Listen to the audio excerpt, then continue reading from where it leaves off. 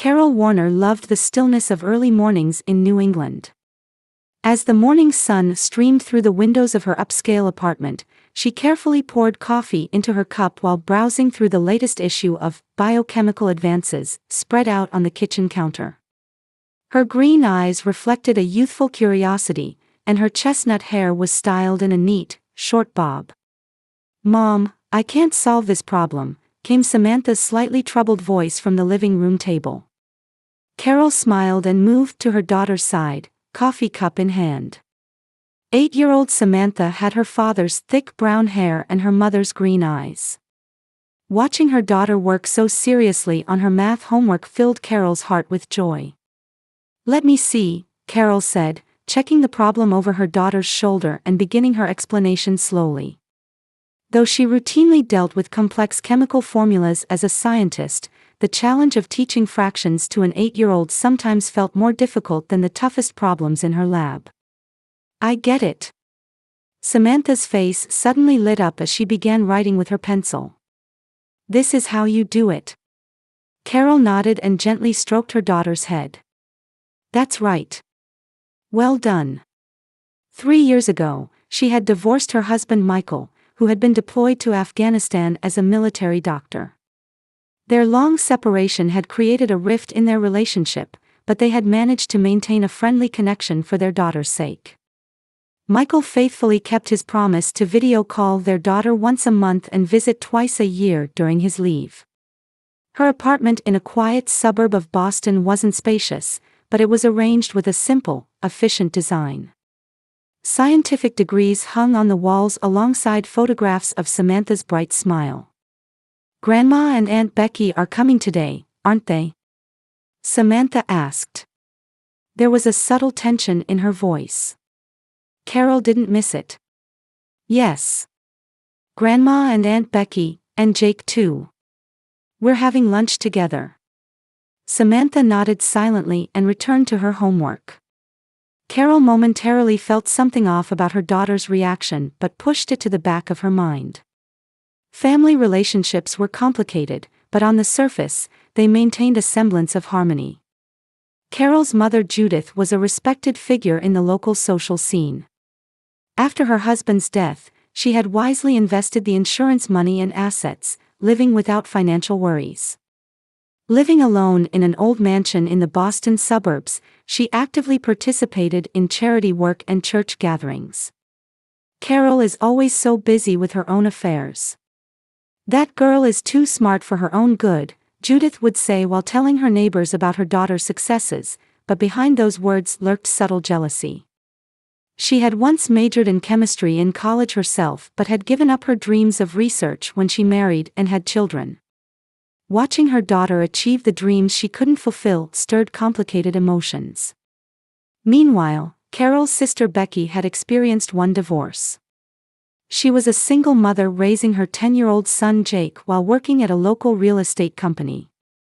She was the type to attract attention with flashy clothes and makeup, and contrary to her bright exterior, she harbored deep dissatisfaction and jealousy. "My sister is always so perfect. I can't compare to her." Though her words seemed to praise her sister on the surface, Becky's eyes were always cold. Especially whenever Carol received a promotion, her attitude became increasingly unable to hide her irritation. Jake, unlike his mother, was a quiet and thoughtful boy. He was kind to Samantha. "Sammy, are you ready?" "It's time to go," Carol called, looking at her watch.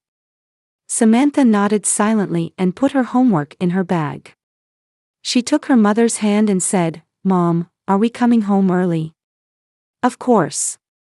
We'll come right back after lunch with Grandma and the others. And I'm leaving on a business trip tomorrow, right?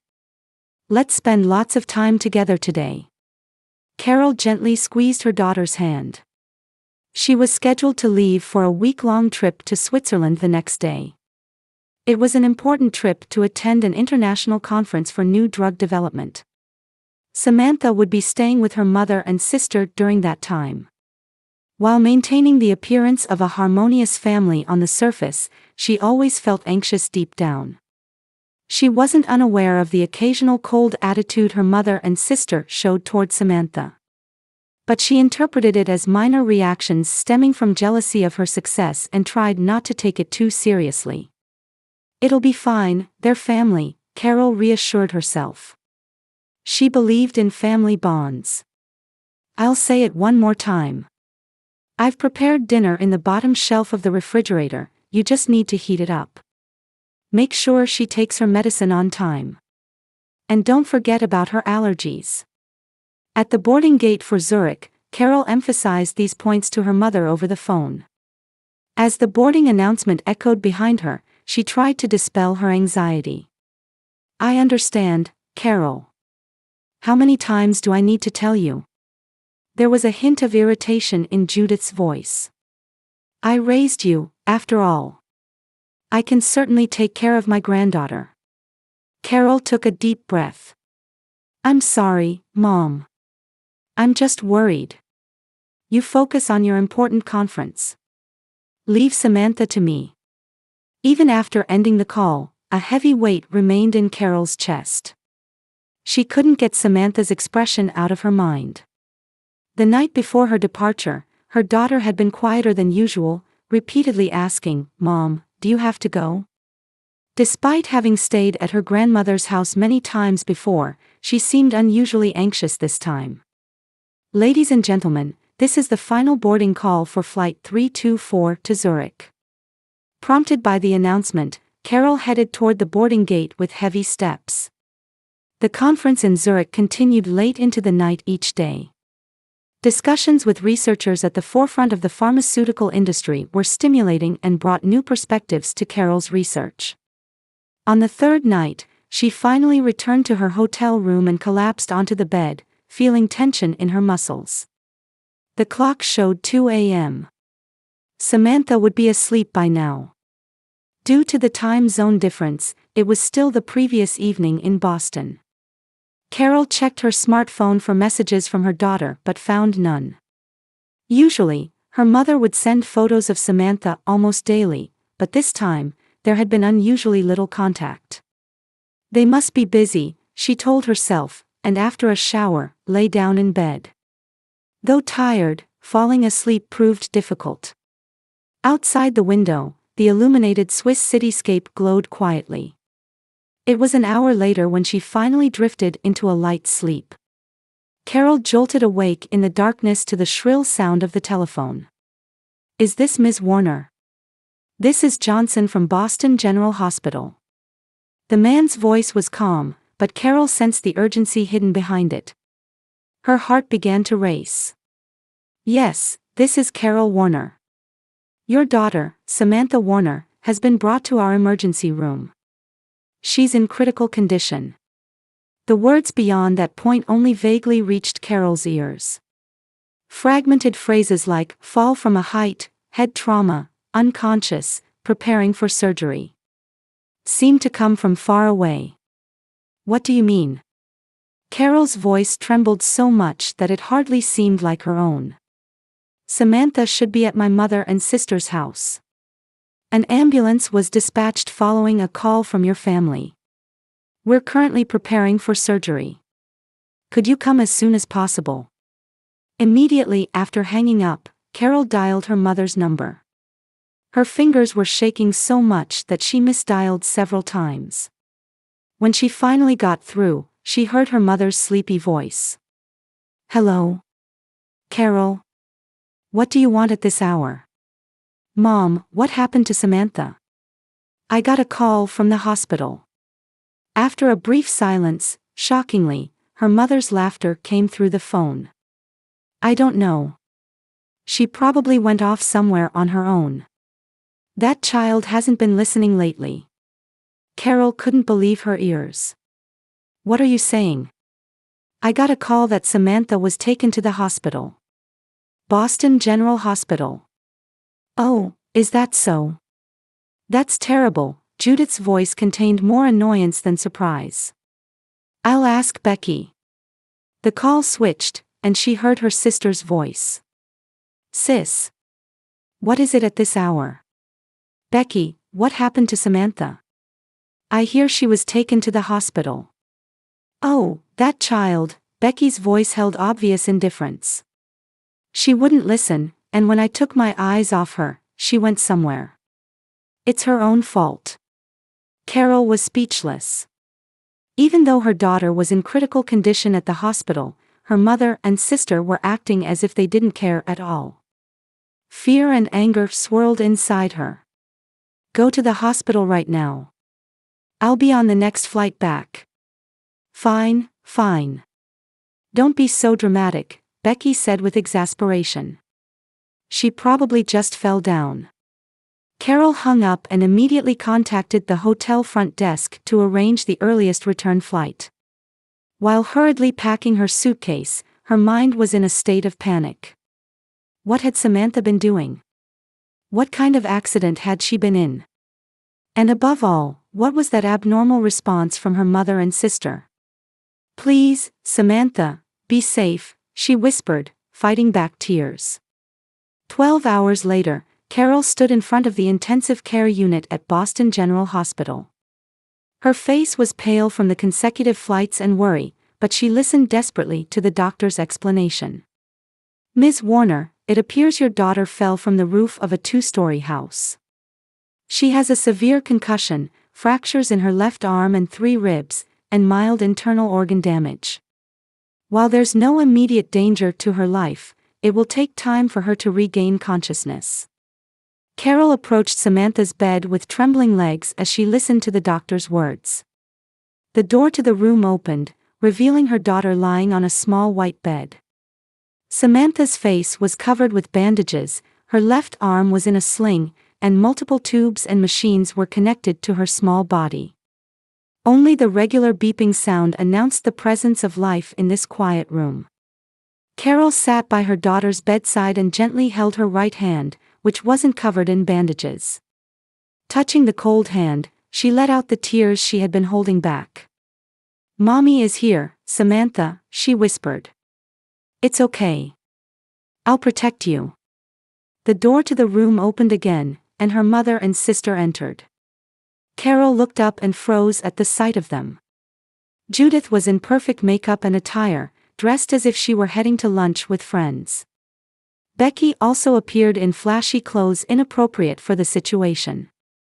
Neither of their expressions showed the grief or regret Carol had expected. Oh, so you did come, Judith said. There was no need to be so dramatic. Carol stood up, trembling with anger. Something was wrong. Very wrong. Why were her mother and sister so callous when her daughter's life was in danger? What exactly happened? Carol asked in a low voice. Tell me precisely.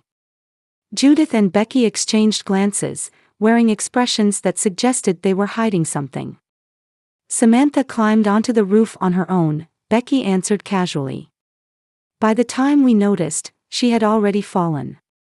Carol couldn't believe that explanation. 8-year-old Samantha was always a cautious child who rarely engaged in dangerous behavior. And above all, her mother and sister's attitudes were too unnatural. I want both of you to leave the room until you're ready to tell me the truth, Carol said coldly. The two showed dissatisfied expressions but left the room without particular resistance. Carol returned to Samantha's side and gripped her small hand. She was determined. She wouldn't give up until she uncovered the truth about what had happened, for Samantha's sake, and for her own. In the hospital waiting room, Carol reached for a freshly brewed coffee. Having barely slept for 3 days, her body was heavy with fatigue, and dark shadows had formed under her eyes. Still, she only left Samantha's bedside for short periods. Carol.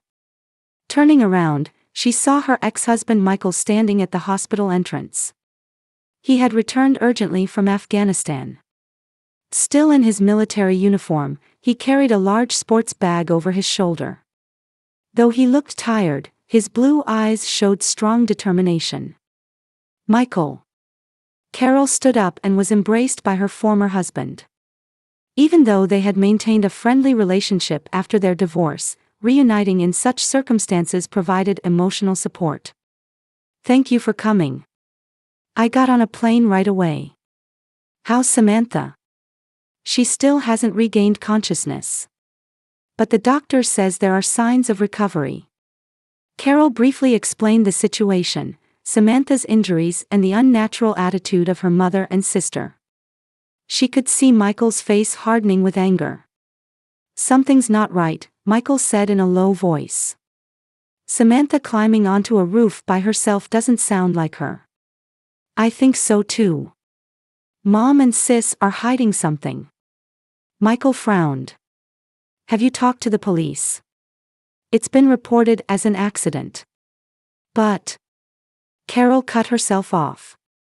In her mind, the worst possibilities were beginning to take shape. I looked at Samantha's room yesterday. The guest room at Mom's house. There were iron marks on her clothes. Who makes an 8-year-old child iron? Michael's eyes darkened. I'll contact a friend of mine. I know someone in the Boston police.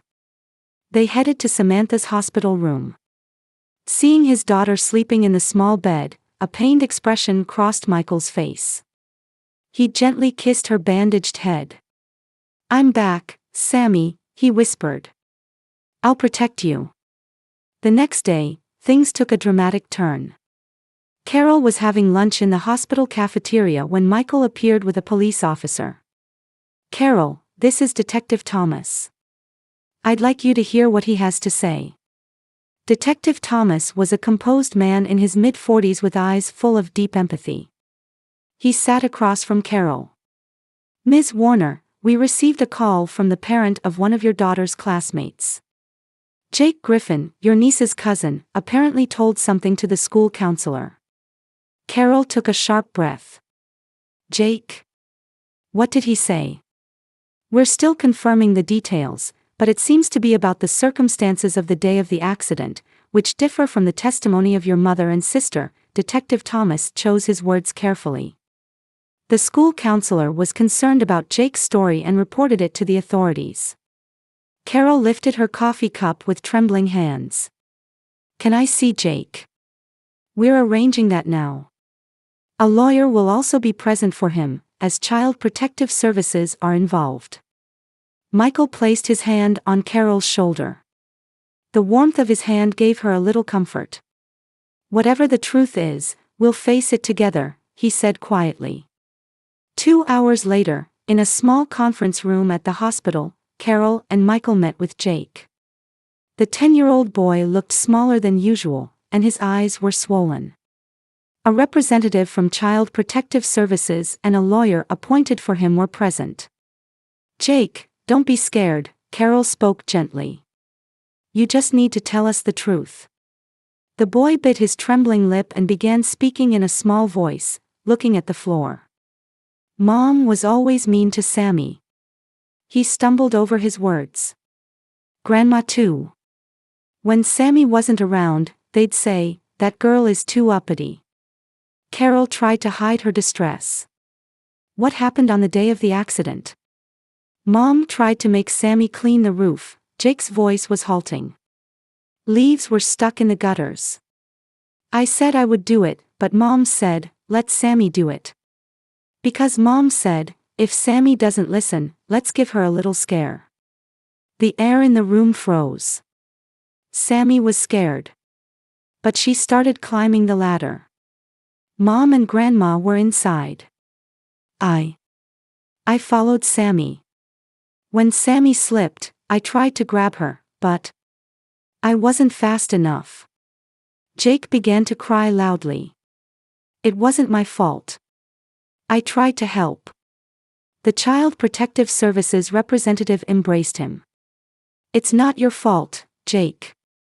Carol was at a loss for words. Michael's hand gripped hers tightly. What happened after that?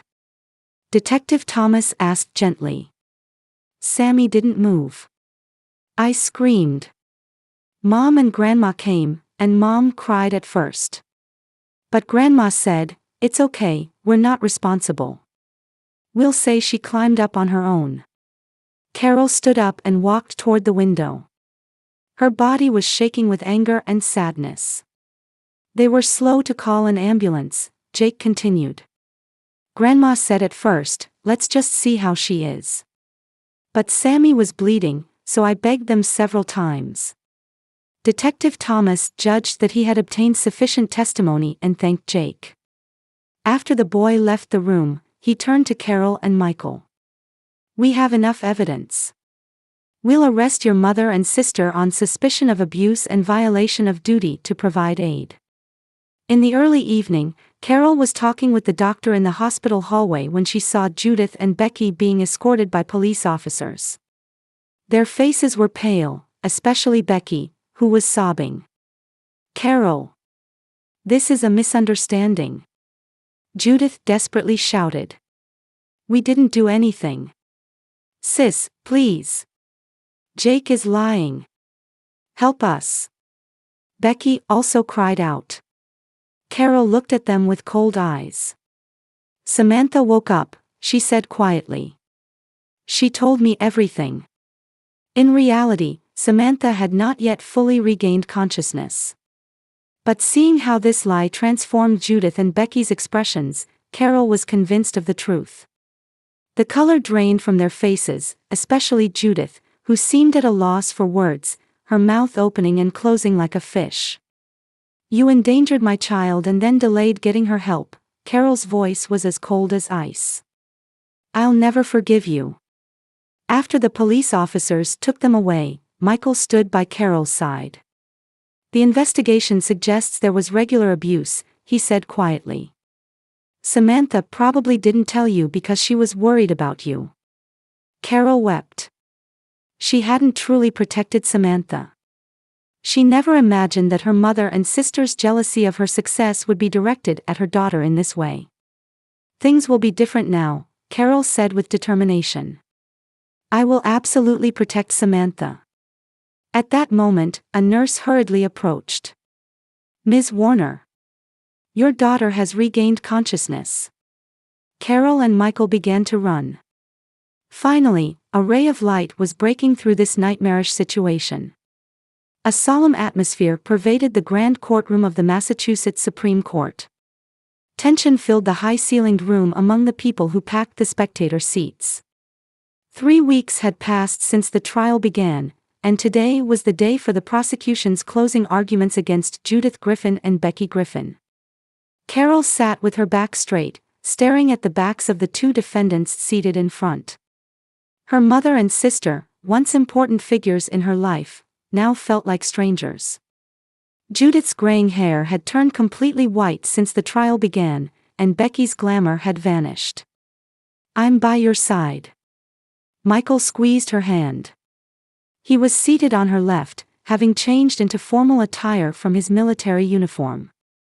After returning from Afghanistan, he had requested a transfer to a military base near Boston for Samantha's sake. The situation was terrible, but ironically, it had brought the family closer together again. Samantha, who was continuing rehabilitation, wasn't in court today. 2 months after the accident, she was recovering well physically, but her emotional wounds were deep. She needed weekly sessions with a psychotherapist. Ladies and gentlemen of the jury, Prosecutor Martha Reed stood up. She was a stern-looking woman in her 40s, known for her high conviction rate in child abuse cases. This case is not merely an accident. It is an example of deliberate harm to a child and subsequent intentional cover-up. The courtroom fell silent. The prosecutor organized the sequence of events while displaying evidence photos one by one. The dangerous slope of the roof Samantha had been made to climb, the unnaturally old clothes found in Samantha's room, and most decisively, the recorded testimony of Jake. The defendants treated an 8-year-old girl as a tool for household chores and forced her to perform dangerous work. And after the accident occurred, their first thought was self-preservation. The jurors' expressions hardened. Several elderly women, in particular, looked at Judith with severe eyes. However, most shocking is that they deliberately delayed calling an ambulance, the prosecutor continued. According to the doctor's testimony, This 30-minute delay may have significantly affected the victim's recovery. Carol closed her eyes. When photos from immediately after the accident were displayed on the courtroom screen, she felt a tightness in her chest. The sight of Samantha's small body lying on the ground was like a nightmare. The most touching testimony in this trial came from 10-year-old Jake Griffin. The prosecutor changed her tone. Despite his fear of his mother and grandmother, he had the courage to tell the truth. That was only possible because he truly cared about his cousin. Michael shifted in his seat. He had promised to do his best for Jake as well. The boy was currently under the protection of Child Protective Services and receiving regular counseling. The defense attorneys seemed to slump their shoulders under the weight of evidence. Judith's lawyer tried to claim misunderstanding of family relationships, and Becky's lawyer attempted to excuse it as a temporary lapse in judgment, but they were powerless in the face of Jake's testimony. The next day, the judge's stern expression brought tension to the entire courtroom. Judith Griffin and Becky Griffin, both defendants, have been found guilty of child abuse and failure to provide aid to a minor, the judge announced. Carol held her breath. Michael's arm firmly supported her shoulder. Judith Griffin, you are sentenced to a fine of $100,000 and a 2-year suspended sentence. Additionally, I order you to pay $200,000 in damages to the victim. The color drained from Judith's face. It meant she would lose most of her retirement savings. Becky Griffin, you are sentenced to 3 years of probation. Also, as determined by the juvenile court, your parental rights over your son Jake Griffin will be restricted, and for the next year, you will only have supervised visitation. Becky began to cry out loud. For her, separation from Jake was the harshest punishment. Furthermore, both defendants are prohibited from unsupervised contact with minors for the next 10 years. This includes contact with the victim, Samantha Warner. After the sentence was passed, Carol stood quietly next to Michael outside the courtroom. Media cameras were pointed at them, but they remained silent. Do you have any comment? A reporter asked. Carol thought for a moment and quietly answered, we are now focusing on Samantha's recovery. We have no further comment. In Boston News, this case of abuse by grandmother and aunt was reported daily. Especially, Judith's fall from social prominence attracted much attention. The requests for her resignation from charitable organizations and excommunication from her church community were major blows to her. Look at this, Michael turned his laptop screen. He and Carol were in the cafeteria of the hospital where Samantha was staying. It seems Becky has been fired from the real estate company where she worked.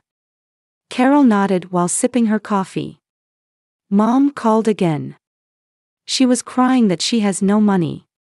How did you respond?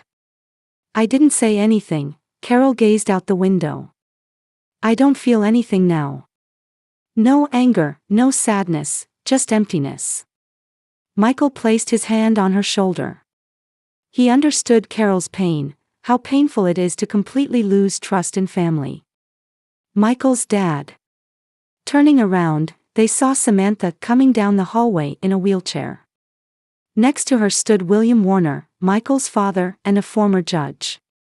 The dignified man in his 70s was gently watching over his granddaughter. I was reading her library books, William explained. She's recovering remarkably quickly. Carol and Michael smiled. When William learned of this incident, he had come right away. His legal advice and emotional support had been a great strength during this difficult time. Mom, do you think I can go back to school next week? Samantha asked. There was more confidence in her voice than before. We'll consult with the doctor first, Carol gently stroked her daughter's hair. But before that, we need to go see our new house. Samantha's eyes lit up. Near Dad's place. Yes. A new beginning for the 3 of us. As Carol embraced her daughter, she gazed at the blue sky outside the window. A long road of recovery lay ahead of them, but at least now they were safe. And that was the most important thing. 1 year later, the trees were beginning to change color in a quiet residential area of suburban Boston. In the yard of a 2-story white house, Samantha was playing basketball with her friends. Having fully recovered from the accident, she had become more active than before, now a confident 10-year-old girl. "Nice shot, Sammy," Michael called from the edge of the yard. While continuing his work as a military doctor, his transfer to a nearby base allowed him to spend regular time with his daughter. By the window, Carol smiled with a coffee in hand. After negotiating with the pharmaceutical company, she had been granted flexible hours and the ability to work from home 3 days a week. She had prioritized balancing time with family and work. "Dad, can I invite Jake next time?" Samantha asked, holding the ball. "Of course," Michael gently stroked his daughter's hair. Jake was currently living in a foster home under the supervision of Child Protective Services. Michael and Carol were supporting his counseling costs and had arranged visits twice a month. Jake was gradually recovering from his emotional wounds, and his relationship with his cousin Samantha was slowly being repaired. "There's a letter," Carol told Michael as he returned to the living room. The envelope bore a familiar handwriting. "It's from Mom." Michael frowned. "What does it say?" "She's asking for help again. Says she can't pay for the nursing home," Carol quietly answered. "And Becky is struggling with work and living in a cheap apartment." Since the sentencing, Judith and Becky's lives had taken a drastic turn for the worse. Judith had lost her savings to the high compensation and had been abandoned by her friends. Becky had bounced between low-paying jobs and could only see Jake during supervised visits once a week. Their relationship had also collapsed, reduced to blaming each other. "What do you plan to do?" Michael asked. Looking out the window at Samantha playing happily, Carol said, "Nothing. I don't intend to see them until Samantha says she forgives them." "A wise decision," Michael agreed. "Samantha has been able to recover so well because she had a safe environment." They sat silently in the living room, gazing at the fire in the fireplace. The sound of children's laughter came through the window. "Sometimes I think," Carol said, cradling her coffee cup in both hands, "if I hadn't gone on that business trip." "Stop blaming yourself," Michael squeezed her hand. "You're a good mother. No parent is perfect. What's important is protecting your child with all your might when they're in danger. And that's what you did." Carol smiled. Outside the window, Samantha made a successful drive, and her friends cheered. "A new beginning," she whispered. She had learned much over this year. That blood ties alone don't make a family. That love means protection and sometimes involves difficult choices. And above all, that the truth always comes to light. In the gentle wind that rustled the trees in the yard, Carol and Michael smiled quietly at each other. A long road still lay ahead of them, but this moment was peaceful. That was enough.